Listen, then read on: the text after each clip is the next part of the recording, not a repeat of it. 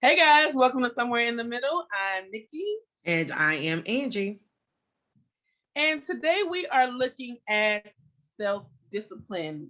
I was watching Robin Roberts' show on Disney, and one of her guests mentioned this quote, and I thought it was very poignant and on topic for kind of what we've discussed a lot.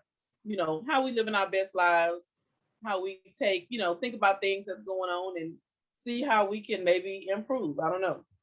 So anyway, um, I found a quote that was close to it online. It says, "Nobody wants to tell you why discipline is so important. Discipline is the strongest form of self-love. It is ignoring current pleasures for bigger rewards to come. It's loving yourself enough to give yourself everything you've ever wanted." So don't know who said it. If I did, I would give you credits. Thank you for the quotes. Um, but this really struck home for me because I have oftentimes felt that I did not possess the requisite amount of self discipline for me to manifest some of the things in my life that I felt I wanted. What about you? When you sent that to me in text message, right? And I read it and I was like, shit, I know that. The discipline is what prevents me from my weight loss goals. My alarm clock goes off 5 o'clock every morning. I look at it, and it look at me, and I look at it. And I thought about it. And before we started recording today, I told you, I was like, I don't know, why do I have to forego my current pleasures in order to get something for tomorrow? Why I can't have the best of both worlds? What did you tell me when I told you that? And they contradict each other. Those things don't work together at all. But you know what was crazy about me and you? Both of us have master's degree. Like both of us at some point decided, I'm gonna pass that party up and do these papers. Like at some point for years that it took us to get this education, we decided that we were gonna forego some instant pleasure. Well, maybe you not so much because you was able to churn out 11-page papers overnight. I wasn't. I had to sit around with notebooks and papers and books and printouts and put stuff together. And I critical thinking. It may not have taken me overnight, 2 or 3 days, because I wasn't no dummy. But we at some point we have had to forego instant pleasures. But I think now we grown and Right. we want to do what we want to do. Well, I don't know, Nikki. I remember you studying sitting at the bar. I remember you bringing your books with you on road trips. I remember you not foregoing trying to have that balance, trying to be the student and be a friend and have fun at the same time. So why can't we have it all? Mm. I don't know because even in those times of doing both, it was still something that had to. Oh, I do remember that time in Austin, baby. But I didn't go to the party though, right? I mean, I True. went to one party, but I didn't go to the after party or something, or I went late to the party in the hotel. Something I do remember that. But again, it's the same thing. You can't do both at the same time.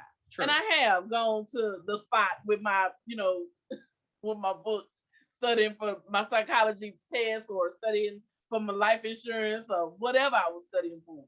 So you're right. But when we had those bigger goals, I think those everyday, those lifetime things, Right. like for me, not just the losing weight, which obviously is something that's never far from my thought process, but um working on my credit and Mhm. building up a nest egg and things like that, that a lot of people my age, they've already figured out how to, do these things. I'm Right. I'm really still trying to overcome those urges, which I feel like if I wanted it for, 4, 5, 6 months, that must mean I need it. So I'm gonna go on and get it. Right. You know, so Yeah. Yeah, no, I hear you, you know, and I think like there are two worlds here. When, you know, you're right, we both have, you know, master's degrees. When I was in school, I wanted a degree more than I wanted anything in that moment, right? So in those 3 years that I was in school, I got up, I went to work, I went to school, I studied, I did my, my work. I wanted it. So nothing got in the way of school. But you're right. I was still a mother. I still was young. I still wanted to party. I still wanted to hang out. And I did it all, you know, and I did it all. So I don't I mean, I agree that discipline is highly important, but I don't think that's what's holding us back. I don't think that is what is truly holding us back from our goals. I don't know, I think it's a form of discipline mixed with consistency that prevents us from doing the things that we're supposed to do. but if you're disciplined, aren't you consistent? Hmm. I mean, discipline is where you just like with your child, you know, you don't want to, if you're a child, you don't want to make up your bed every day, but if you would be disciplined about it, you know, if it was part of your upbringing, your, you know, how what you expected, whether it's somebody else expecting you. See, that's what discipline me, disciplining them as the parent, but I am the parent. So who disciplines me? So that's where it comes from, self, you know, inside, internal, you know. Right. And like I have to go to work, you know, and so I know that you and I know that we have to go to work for our livelihood, but nobody's at the bed saying, "Wake up, Nikki, it's time to get up." You So is know, that I know discipline I when got to you get get up? myself and go. So is that discipline when you get up and That's go to work every day? Or Yeah, is that I'm very consistency? self-disciplined about going to work. I don't care what was popping off last night, baby. It's going now. I'm still getting up. So yeah, that's a form of self-discipline, but we see the reward. The reward is every 2 weeks. You know what I'm Right. saying? We need it Right. to survive. You know, I can survive being extra, 80 pounds. I, Same, sis. I don't need to, lose this weight to survive. I do need to lose it to live a longer, healthier life, Right. so they say. So A quality of life, right? a quality of life, right? Because I intend to ride this thing to the wheels fall off. When it's over, it's over. Right. So I is it that know. it's just not important to us? Ooh, and you know, we've had this conversation before, right? About what struggles that we have with, and then we're focusing on losing weight right now. I'm focusing on it because that's the one obstacle that I do have in my life. I feel like I've mastered everything else, right? Home ownership, buying a, raising a family, got grandkids, getting a degree, career, moving, traveling. I done did all the things except this battle with the kitchen and the gym. This is the only battle that I have in my life. And and sometimes I tell myself that in the morning, why don't you want it bad enough? And so that's why it's like, is that the reason why the discipline is not there? Because I don't want it bad enough? Is it? Damn. Yeah, But I that's do. what I just said. I want to be able to. Now, the minute I can't put the airline seatbelt around me, we're gonna have a problem. We're gonna have to figure it out. I can't buckle my airline seat. Don't shake your head at So me. if we know that we don't want it bad enough, it's not as critical as those other things that we managed to make happen. How do we make steps towards getting there? Consistent. So, for example, I set my alarm. I get up at 5 o'clock in the morning every morning. Sometimes I make it to the gym, sometimes I don't. But I get up every morning. So I've conditioned my body to wake up at 5 o'clock, regardless of what I've done the night before. 5 o'clock, these eyes gonna go open. Now I may go back to sleep. I may go fix another drink. I may, get them go to work. I may go to the gym. But I conditioned myself to get up every morning. I filled my house with healthy food, with healthy snacks. So when I wanted something sweet, I have, some strufels that are only 1 gram of sugar versus 30 grams of sugar. I think you get there by making making the things that you need readily available and being consistent with it. So I get up in the morning, I get dressed, I put on my workout clothes, and those are the things that are definitely guaranteed. See, what I basically just heard you say is you have self-discipline by having self-discipline. That ain't gonna help me because first of all, the idea of setting an alarm 5 o'clock in the morning and I don't have to immediately go to work. I would say that's not gonna happen. No, and I had actually I made my gym in the garage. I followed your lead on that. I'm a little gym in the garage. And I'd actually sat down and kind of on the toilet. I was on the toilet. Okay. And I was sitting there thinking, what would it take literally for me if I was to have a lifestyle that I wanted? What lifestyle do I really want? What would be the ideal lifestyle for me and these kids? And I started from the morning, how early would we have to get up? This is during the school year. I have to be working at 7. So I have to drop them where they're going at least by 6:15. So I would have to get us up at 4:30. I would get us up at 4:30. We would go down to the gym. We would get a little 30-minute workout in. We would come in. We would all take our showers, get dressed. We go down to the kitchen. We would, make sure we have our breakfast and our lunch, made and packed up. And then we would leave the house by 5:50-ish. Give me time, drop them off, and get to work. So then I thought, what would it literally take for me to actually do that? Right. Couldn't come up with shit. Well, I got some ideas. So preparing breakfast and lunch before, so not having to do it after you get up in the morning. Having a car already pre-packed with, backpacks and everything. Let that be a nightly checklist instead of a morning checklist. Lunch is pre-made, breakfast pre-made. That would help. And maybe let the kids drive themselves to school, put them on a bus. There's no bus. I'm the bus. I am the bus. Oh, speaking of, I do need to call Robindale. Make sure they do have a ride to school.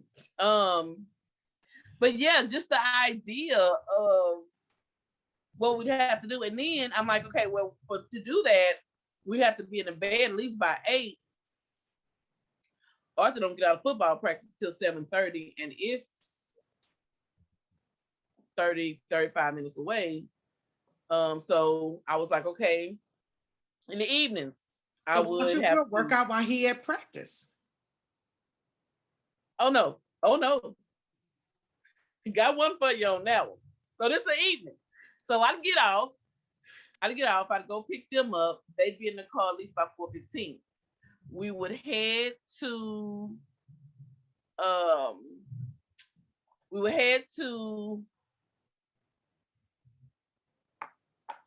I think in my scenario, I dropped him off at his dad's and then got back on my side in time for Geneva to go to volleyball for 6. And then from 6 to 7, while she's working out, I'm getting dinner, whether it's running back to the house, picking up whatever I'd already made for dinner. This includes me getting a lunchbox that cooks stuff in the car. This is part of that plan. So I would, from 6 to 7, I'm procuring dinner. And then by 7, I'm back to pick her up from volleyball. Then we leave there. We get to football practice by 7:30. While we're in the car, she's doing her homework. We get to football practice at 7:30, and he gets in the car. He eats and tries to do whatever homework he has. By the time we get back here, by 8:15, and then they still got to take baths and finish homework or whatever. Hopefully by 9, then we're in the bed. Hopefully. Or they in the bed. And I got this. Huh? I'm exhausted listening to the scenario. That's what I'm saying. So That's what I'm saying. So by Yeah. the time you've done all that, that's why for parents, if you are a parent, bedtime, having a steady bedtime, especially when it's so important, because once you've done all that, your adrenaline, you're up. So it takes a while after all that is done, if the house is quiet, if everything's clean. When you get to bed, it takes a while to come down. So then I still wouldn't be sleep till, after 10 o'clock. You know what I'm saying? So, and then to get up at 4:30 to do it all over again, I'm not your superwoman. Okay? I'm just not. You can do it. I believe in you. I believe in you. So, yeah, and I will say this. We talked about this before, and I'm exhausted just listening to your schedule. I'm like, I could not imagine. I get up, I get my own self ready, I cook my own self breakfast, I walk downstairs to the gym, I drive my 11-minute commute to work. Yeah, that's it. So it's definitely different. Yeah, it's different, but somebody would say, if you love yourself enough, you would make it work. But I feel like I love myself. I love myself, but that's the problem. I love myself, and other people do too. So, so the incentive to get out there but I do want to be healthy, and I want to tackle it. So how do I get disciplined?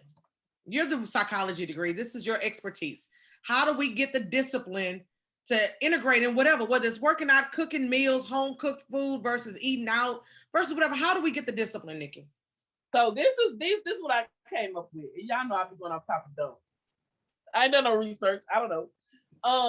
But I said start with small steps. Start with a small step instead of me saying, okay, we're gonna get up at 4:30. We get up at our regular time. We lunch and everything ahead of time. We get up at our regular time instead of going down to the garage to work out. Maybe we just do a 10-minute video on YouTube in front of the TV. Maybe a small step as opposed to, or maybe we just do some mindfulness, or maybe we just do some yoga, or just some kind of deep breathing, some kind of meditation, some kind of something to get us centered for the day. Right. That may move towards working out later on.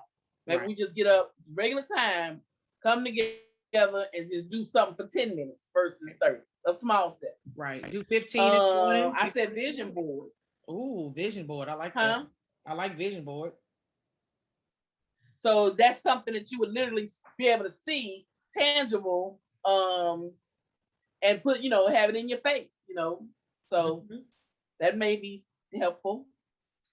I said positive thinking. A lot of times for me, I'll be like, okay, I can do this, and I can work out today. Then I'll be like, I do it today, then I mean I ain't gonna do it later. I mean I'm gonna do it tomorrow.